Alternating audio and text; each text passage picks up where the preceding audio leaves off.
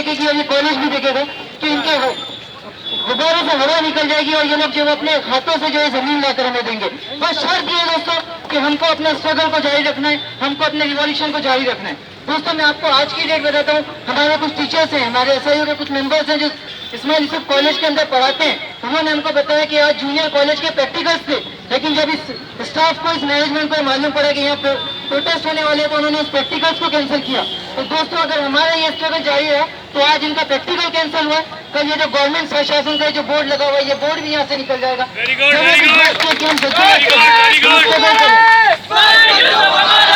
दोस्तों Roger Federer ने जो अपनी किताब स्ट्रगलिंग और कल्चर में ये बात लिखी थी कि किसी भी नेशन को या किसी भी कम्युनिटी को अगर उसकी ग्रेटनेस को समझना है तो आपको ये देखना पड़ेगा कि वो उसके वीकर सेक्शन के साथ कैसा बिहेवियर करती है। महात्मा गांधी ये कहते हैं कि डेमोक्रेसी का सबसे बड़ा टेस्ट ये है कि ये देखा जाएगा कि वो वीकर सेक्शंस के साथ, वो माइनॉरिटीज के साथ, वो लिंग्विस्टिक माइनॉरिटीज हो, वो रिलीजियस माइनॉरिटीज हो, या वो किसी भी किस्म की माइनॉरिटीज हो, उसके साथ उनका बिहेवियर क्या है। और उनको अफसोस के साथ कहना पड़ता है कि ये मसला जो है हम ये बात बहुत क्लियर रखना चाहेंगे कि ये मुसलमानों का मसला नहीं है, ये हिंदुओं का मसला नहीं है। It is not about minorities right और majorities right, it is also about what is right basically. Right बता दीजिए, मगर ये बताइए कि आखिर राइट क्या है। एक जमीन दी जाती है एक माइनॉरिटी के लिए, एक कम्युनिटी जो डिप्लॉयड है। फिर आपकी गवर्नमेंट की महमूदुर रहमान कमेटी ये बात कहती है कि महाराष्ट्र में 59.9% Muslims are living below poverty line. और ऐसी अगर कम्युनिटी, और आप जब ये बात कहते हैं कि सबका विकास और देश के विकास और डेवलपमेंट की जब बात करते हैं तो दोस्तों मुझे बताइए, अगर किसी समुदाय का, किसी देश का 14-15% वर्ग अगर जो पिछड़ा हुआ तो क्या वो देश तरक्की कर सकता है?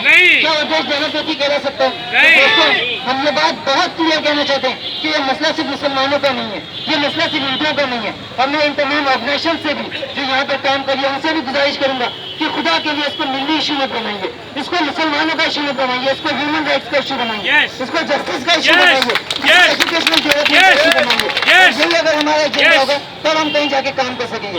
दोस्तों अगर आप इसको अपना इशू बनाएंगे तो आप कभी काम नहीं कर सकेंगे।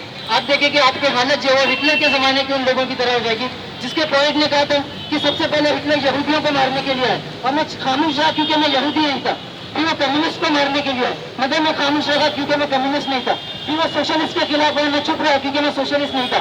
लेकिन जब वो मुझे मारने के लिए आए तो मेरे खिलाफ आवाज उठाने वाला कोई नहीं था। तो दोस्तों कहीं ये मामला आपके साथ आज अगर ये इस्माइल यूसुफ मुस्लिम माइनॉरिटी है तो कल यही मामला सुमैया के साथ गुजराती माइनॉरिटी के साथ हो सकता है, परसों ये मामला ठाकुर जी और यूपी और बिहार की माइनॉरिटी के साथ हो सकता है। इसलिए दोस्तों हम सबको एक साथ आना होगा। इंसाफ पसंद जितने भी लोग हैं, मजहब को हटाइए, रिलीजन को हटाइए, कास्ट को हटाइए, आइडियोलॉजीज को हटाइए, लेकिन इंसाफ के नाम पर, जस्टिस के नाम पर जो एक जगह जमा, और जस्टिस के नाम पर जब 1-2 लोग एक जगह जमा होते हैं तो 1 और 1 11 2 नहीं होता दोस्तों, 1 और 1 11 होते हैं। और हमारे स्ट्रगल इसको बता देगा। दोस्तों आखिर में मैं इसी चीज के साथ अपनी बात खत्म करूंगा कि बहरहाल हमें मख्तल से गुजरना होगा, बहरहाल हमें मख्तल से गुजरना होगा। बच गए हम तो किसी और को मरना होगा। अपनी नस्लों को तबाही से बचाने के लिए, अपनी नस्लों को तबाही से बचाने के लिए जो भी करना है हम ही को करना होगा। इनकलाब जिंदाबाद, इनकलाब जिंदाबाद, इनकलाब जिंदाबाद।